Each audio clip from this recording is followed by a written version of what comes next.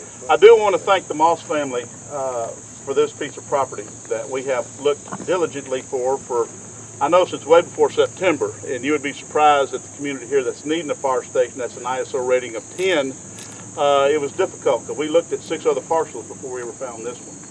And we have the sign here. It's going to be station number 12, and it is going to be named after the Moss family. We are looking at the loan, of course, or the grant, and the funding was settled this morning. All the paperwork is done, so we are trying to run the building and the construction on a fast track. So hopefully in about 3 to 4 weeks we'll be putting that out for bids, and we will have everything under start breaking ground here in about 6 to 8 weeks and get the project started here. Now once the project gets done, we would like to have another dedication here at the new fire station as we go forward. At this time I'm going to Clyde Cody. Mr. Cody, would you please introduce the family while they're all here? Glad to. So a little history on Moss family.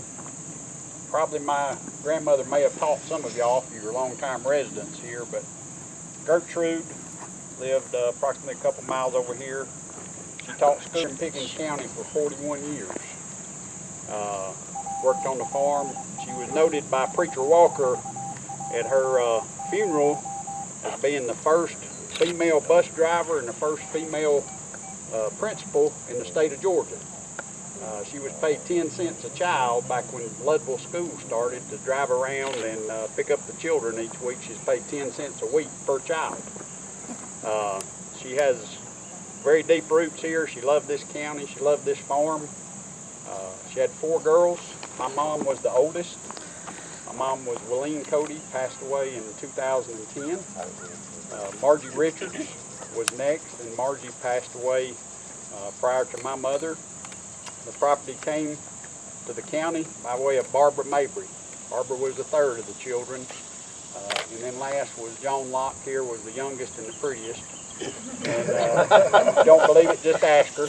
Well, now Barbara told me she was the youngest. Now, where are we going with this? Well, I used to think that, but then I think when one of Cindy's children was young one time, and my mom was still alive, and I remember, I think it was Garrett that said, "Nana, you mean Walene's older than you?"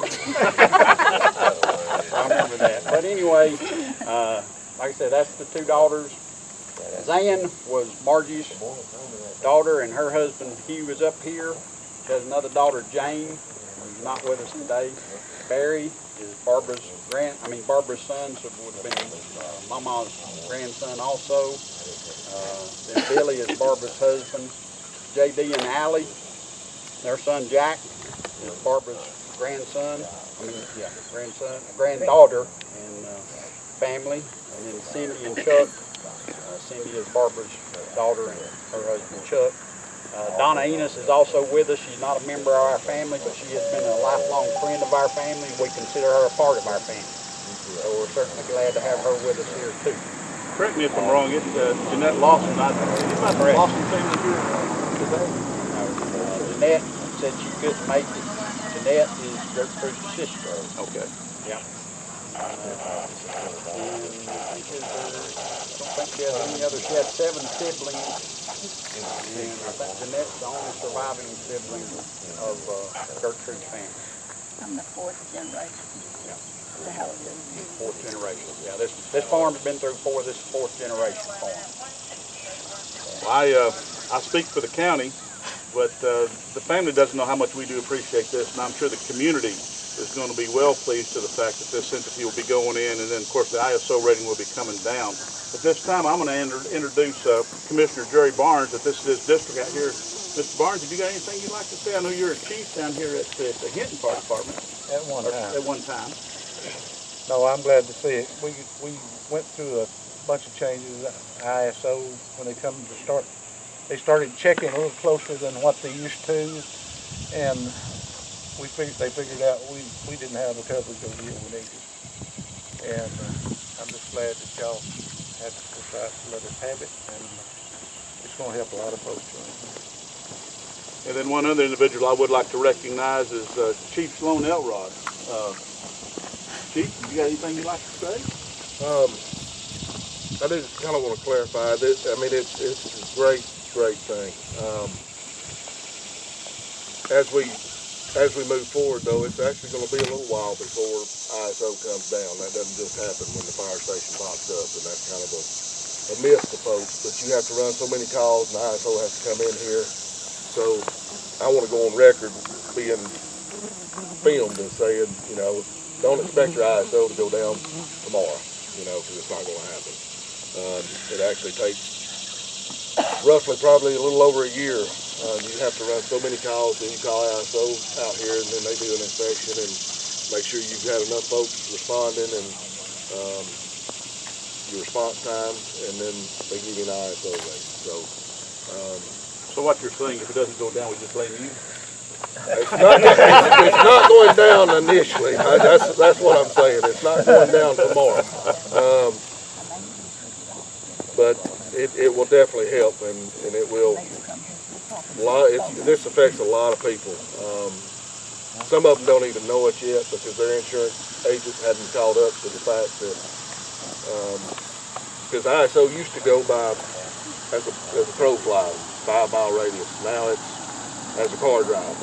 So it's actual road mileage, and it's 5 miles of road mileage. So with our curvy roads, it actually, you know, it's not as big an area as it used to be. So this will help a lot of people that some don't even know it's there. So, and just keep in mind, it's not only a fire station, but we are building this thing big enough to put an ambulance in here also. So somewhere in the future, and hopefully the near future, there will be an ambulance based here in this station also. So as I get older and I might wind up moving to this end of the county, I want to be sure I can get to the hospital. So that's what we're working towards. Tornado, maybe. Mr. Nicholson that works with us is also, there's a federal grant that he's been working on. And since this is considered Tornado Alley with the 2 acres that we have here, we now got property to put in a tornado shelter here. So we're putting plans together for it as we bring this project for the next 6 months together. As part of the project is to go ahead and install a tornado shelter for the community here. So yes, that is part of the process. So all of it's got to work together, and of course with a tornado shelter comes plenty of parking. And then also we get to put a fire hydrant out here, so if heaven forbid there is a fire truck can get off the highway, fill up, and get back on the road without having to block the roads down. So that's going to be another asset for the community there. But that being said, again, we want to thank the Moss family for what y'all have done for the community right here and what the family has done for Pickens County in the past. Thank you very much. And at this time, we would like to have a little groundbreaking ceremony while we got the cameras and all here. We've got plenty of shovels. The ground is harder than a concrete block, but we will do the best we can. He's already talking about that. Hold on, look at the man. All right, if everybody's ready, at the count of 3, we'll try to flip a little bird of dirt to give the photographers the opportunity. Ready? 1, 2, 3. Did y'all get the picture?